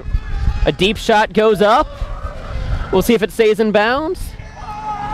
And that was a fantastic catch. That's a point, that a was score a fantastic from catch. Number 11 on Hellfish, Francisco Marty, a.k.a. Stank, a junior on the team from Springfield, Virginia. I know I talked about Sports Center earlier today. That might be another Sports Center top 10 nominee. He was able to wait as long as he could, kept his feet in bounds, and caught the disc. Yeah, and That's again, a great catch. Go ahead. What really matters when you're catching those discs right on the line is where the first point of contact is. So as long as you catch that disc and the first point of contact is within bounds, then it still counts as in. I think the disc itself was out of bounds. He was able to reach over the line and snag it. That's the first time the game's been tied since it was a 2-2 earlier today, and then Dark Horse got in a bit of a run of breaks, but it's back even at 10, though William Mary's on serve with a chance to right the ship. A few more shout-outs to give. Daniel Ricks, Alex Gerard, and Matias Pinheiro, a couple of players for Seahorse, have tweeted out the request for a shout-out. You can keep them coming at WM_Seahorse. I mean, get them in soon. Only 35 minutes left in this game. It's a great opportunity for me to say your name on this YouTube broadcast. Once-in-a-lifetime chance. To become famous. Oh, yeah, you know it. A lot of clout here.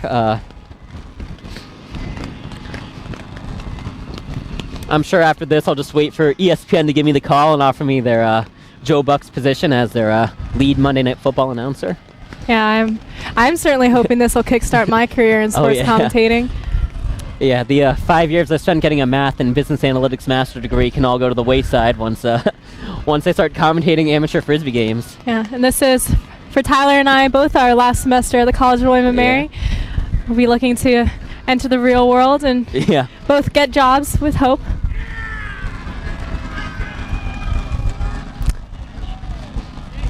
As we said, there's 90 seconds between points. We got to fill them with something, so.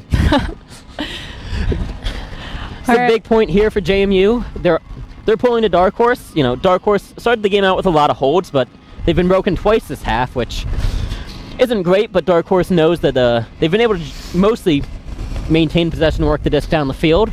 They have to just not let it get in their heads, stay calm, stay maintained, and see what they can do. Yeah, and it looks like number 72 on Hellfish will be pulling, senior Michael Gostomski. And there's the pull. Picked up by Aaron Groves. See those cuts coming from the back of the stack? And there, Gabe Westergren catches it on what we call a 7 cut, where after that initial cut doesn't work and you're clearing horizontally, you catch it on the clear.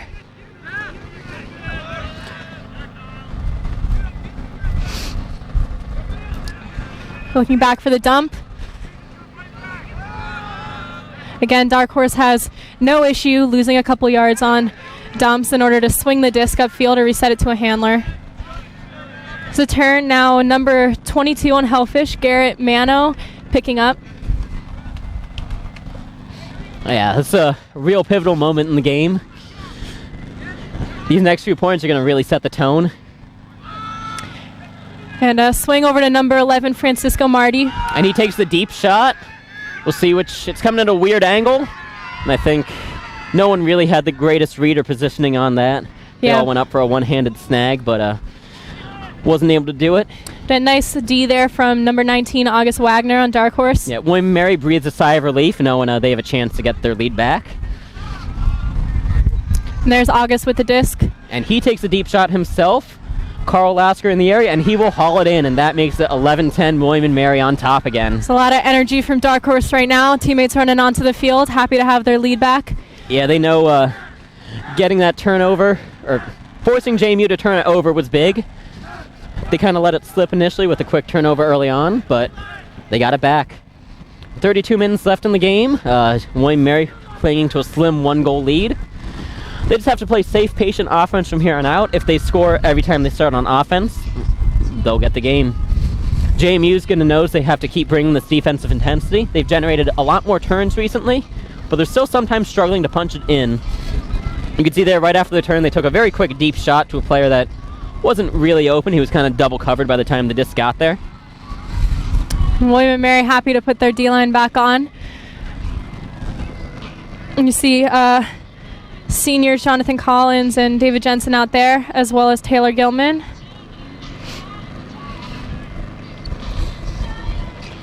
A few other shout-outs to give. Quinn Montante, one of the captains of Seahorse, and John Wilkes, a.k.a. Machine, a former Dark Horse player. And then Smellfish coach Trent Tolley, the coach of James Johnson's B team, has been Facebook messaging me some advice all game, so thank you to Trent.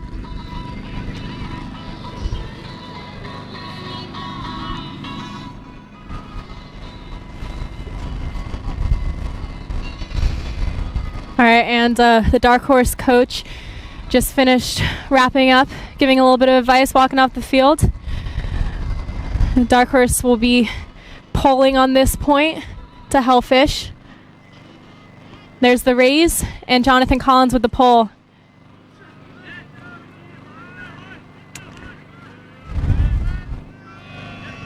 Shout out to Trent for letting me know that there was some water on the lens. I hope that's cleared up now. All right, and there's a quick turn. Jonathan Collins on Dark Horse picking up the disc again, maybe looking to do some sort of end zone play here. They're invert stack, but a strike cut from Taylor Gilman. And interesting here, Dark Horse has kind of stopped running their lines quite as open. And what a great layout right there for the score. Ryan Cooper able to toe tap it in, just like the last one, just like the one a few points back, tied at 10. The disc was out of bounds. The player was inbounds. He kind of gets pretty wild in the celebration there, running around up and down the field. It was interesting. Dark Horse kind of broke their normal rotation at that point. They put on Taylor Gilman, Jonathan Collins, and a few other players. They've stopped running the split lines they had earlier. You always love to see players laying out for the disc on the field, just, getting that energy up, really just throwing their bodies at a disc of plastic. Yeah, and Dark Horse, James Madison tied the game up, but Dark Horse was able to get their 2-point lead back. These next few points are going to be pretty big. JMU just has to get holds on offense, and then if they score, their defense is going to have to do some work. On the other hand, if you're a defensive player, you almost, revel in these situations where the game's on you. You got to be the guy. You got to be the one to make a play, and that's a really great motivating factor. I'm sure these next few points you'll see a lot more layouts, a lot more players giving it 110%. A lot of focus out here from Hellfish right now. Yeah, especially knowing they don't have games tomorrow. There's really no reason for them to not do everything they can. Oh, nice recovery right there. That was a tipped disc. There's an old mantra in Frisbee, catch your Ds, where if you tip the disc, you never know what happens. If you catch it, there's no way to prevent that.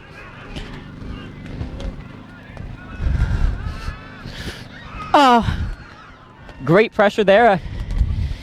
Forces the turn. That was another kind of sideline type of grab where they're hoping the player could drag his toes in, but good layout effort on defense to prevent that. Both players hit the ground on that one. Yeah, thankfully the turf's pretty soft, but Dark Horse looking for another break here, and that would be pretty big.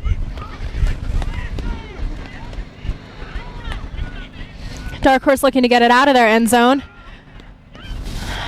Nice catch by Ryan Cooper. That was a great effort. It took Dark Horse a little bit to get going. They kind of were trapped in their own end zone. The throw came in a little low, and I think Ryan had it and bobbled it, so James Madison gets the disc back. Right on the sideline now, pretty close to the Dark Horse end zone. What a beautiful throw. And a little bit of a kick spike there, though not quite as much enthusiasm as Ryan had on the last point. And I think that throw came from number 82 on Hellfish, Haroon Matthews. Yeah, that was a pretty small window to throw to. The defender was doing a pretty good job. There was very tight window, but he was able to hit it right in the bread box, and that makes it William Mary 12, James Madison 11. William & Mary walking it back now. Yep, and as we were saying, this is where the defense really comes into play. If these teams keep trading holds, William & Mary will keep their lead, so James Madison knows they need to get a break if they want to win this game. And so far this half, James Madison's defense has generated a lot of turns, and they've gotten a few breaks, but they're going to need a few more. Still got a lot of support out here on the sideline for both teams. You see a lot of color. Everybody's got their umbrellas and their raincoats out. Yep, the rain's been steady, but I think it's actually backed up a little bit, and it's certainly less windy than it was coming right out of half, so that helps to some degree, but honestly, even if the rain stops at this point, everything's already wet, so I don't know how much of a difference it makes. It does feel like the temperature's dropped a little bit, or at least that's what my toes are telling me. Yeah, well, unlike the players, we're not running around up and down the field staying warm that way, so we don't have that advantage, but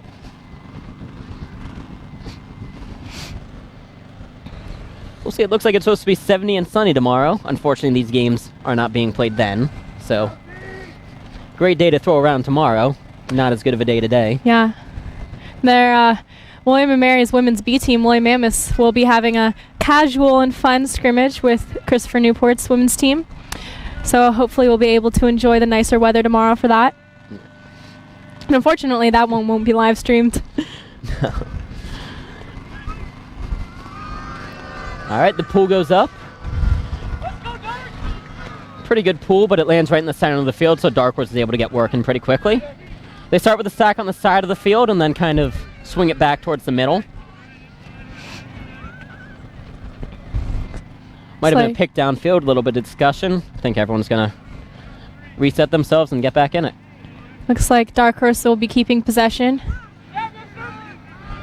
A dump to Gus and sending it up. This seems to be a pretty popular play on Dark Horse.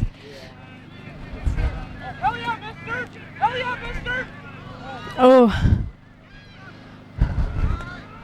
Hellfish working hard on the defense there.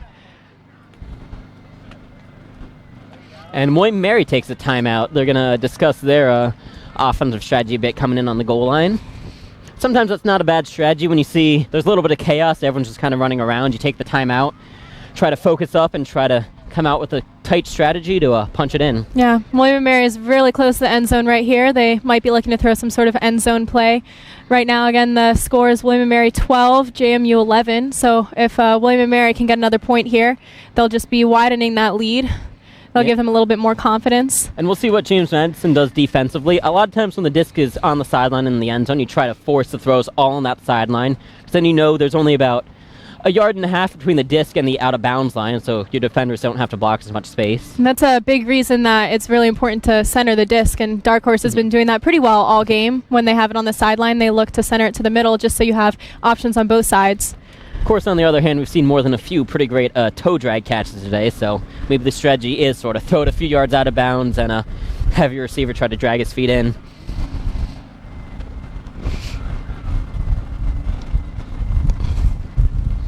All right, and looks like they're just finishing up right now at the timeout. I think that was the Dark Horse's sideline finished up their huddle. The players on the field for Dark Horse are still just breaking their huddle now.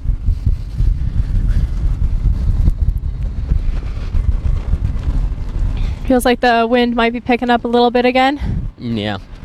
It's kind of misty out there.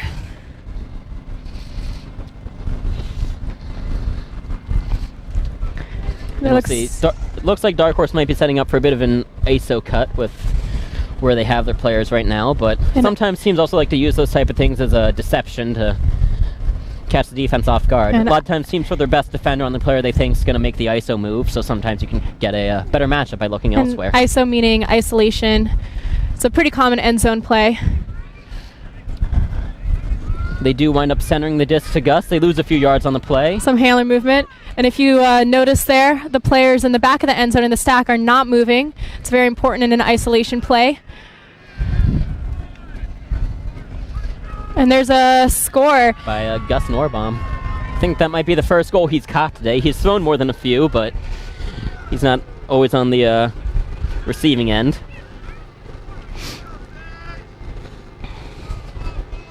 Yeah, so that makes it 13-11. William & Mary maintaining a 2-goal lead after that. That was a bit of an interesting end zone strategy there, where Dark Horse was kind of running it through 3 players. The rest of the stack stayed stagnant. You know, that's a bold strategy, Cotton, but it paid off. So the point of ISO or isolation plays like that in the end zone are that the majority of your players actually don't move at all, and the idea is that by staying in the back of the end zone, staying out of the way, they're also keeping their defenders out of the way and maximizing the open space for a single cutter who just continues to make cuts until they get away from their defender. Yeah, and the hard thing is James Madison knows William & Mary hits some talented throwers, so the defenders might be tempted to move away from the stack to try to make a play on the disc, but the second they do, the cutter in the end zone will make a move and basically just be uncovered there. You did see that a little bit towards the end of that isolation. It was kind of a long little ISO play right there. Yeah, I'm not sure it's exactly how they drew it up, but, you know, a goal's a goal. The score is 13-11, whether or not the initial ISO cut worked or if it took 4 or 5 ISO cuts to get the goal. Yeah, and you saw a lot of handler movement on that one. William & Mary's been having some really great handler movement out here. Yeah, I guess Norbaum's so effective in the small spaces, he's just able to consistently get the disc. And William & Mary with the pool here. Jonathan Collins lets it rip. They have both seniors on the line, as well as Taylor Gilman, a graduate student. Looks like Hellfish will be starting on the sideline right there, down in the corner by their end zone.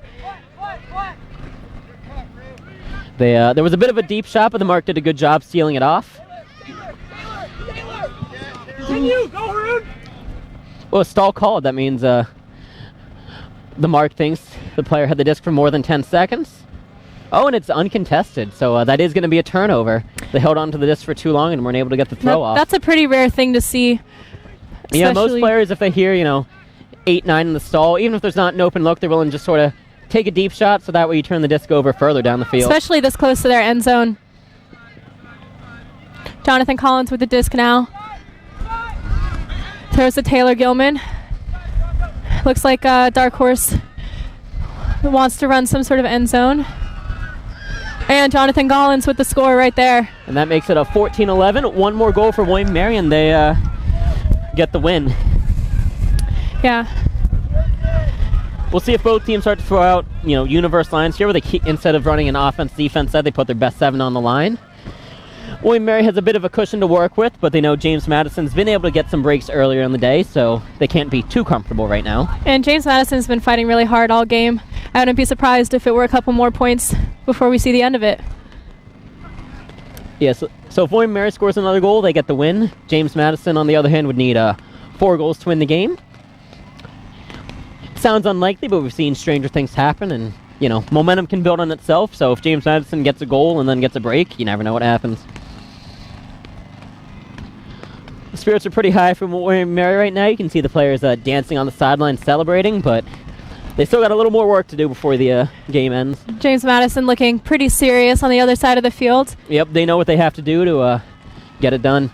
And, of course, this is a USAU sanctioned game, so it does count towards their standing.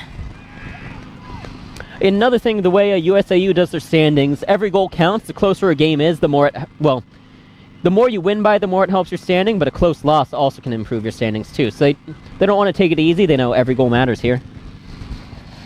Jonathan Collins with the pull. He winds up and lets it rip. It's going to land a little short and roll. They stop it. They're a little behind midfield. kind of a little bit of a stagnant start from the stack for James Madison. It took him a bit to get it going, but now they swing it. Some handling movement and upfield. Still near the sideline for Hellfish. A pick called.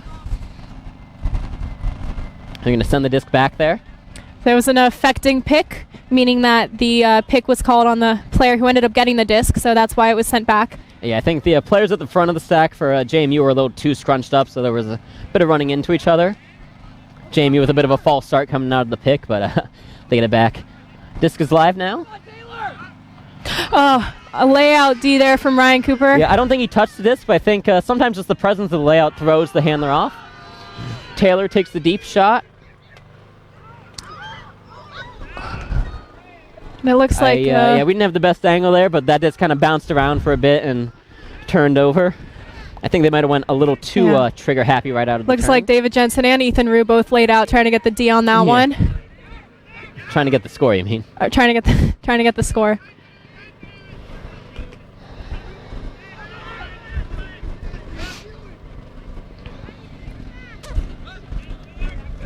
James Madison swings it from one sideline to the other. He gets his mark to bite on a fake there.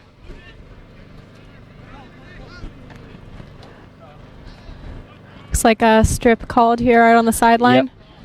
Yep. Yeah, no discussion needed. That was a, well. Yeah, a little bit of discussion, no contest on the foul, so then they'll tap it in and it's good.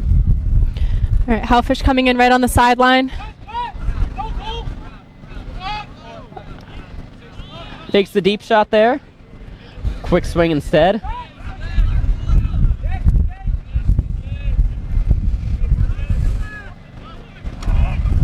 And a nice D there. I think everyone thought for a second that was a catch and throw away, but just a bobbled D. Cut from the front of the stack right there, and then a fill by David Hill, number 7. With the disc now resetting to Jonathan Collins and moving it upfield. Dark Horse looking to end the game with a long throw and a layout from David Jensen, but he was not able to catch it. Yeah, I think Ryan Cooper might have rushed that shot a little bit, but... It was a little bit low, pretty fast, a lot of spin on that disc. David Jensen, certainly a player more than willing to lay out for a disc, but I think that one was even out of his grasp.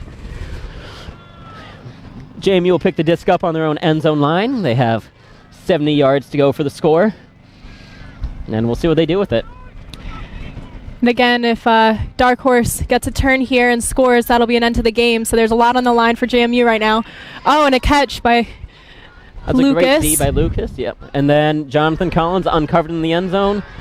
And that is the game. Your final score is William & Mary 15, James Madison 11. Yeah, there can be a lot of confusion on a turn like that. And a team is on offense and all of a sudden real quickly ends up on defense, leaving someone uncovered, which is what happened in the end zone right there. So...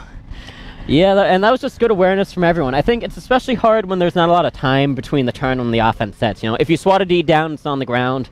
Usually the handlers take their time to pick it up, but they're right off a catch. You got to go live, so they make the throw, and it worked out. Yeah, real great showing from both teams tonight. Saw a lot of sportsmanship out there. Real hard fight. Yeah, and thanks again for everyone who tuned in. We hope you enjoyed your evening. You know, James Madison had a great run there at the end. A few more last shout-outs. Kenzie Kleepsies, Kayla, and Randy Lee all gave us some Twitter love there, so thank you for that. And this is the second installment of a Virginia Showcase series. The third will be on March 23rd, William & Mary versus University of Richmond. That'll be both a men's and women's game, and we hope to have both of them streamed. That was a good game there. James Madison had it tied at 10-all, but William & Mary really turned up the gas pedal at the end to finish the game on a 5-1 run and get the win. It looks like the sidelines supporters are there making a tunnel for Dark Horse to celebrate their victory. Yeah, no, and thank you everyone for tuning in. Again, I've been Tyler Shaw with my partner Alex Jenkins. I hope you've enjoyed our commentary as much as we've enjoyed giving it. Yeah, and stay warm, everyone. Yeah, thank you. Get home safely.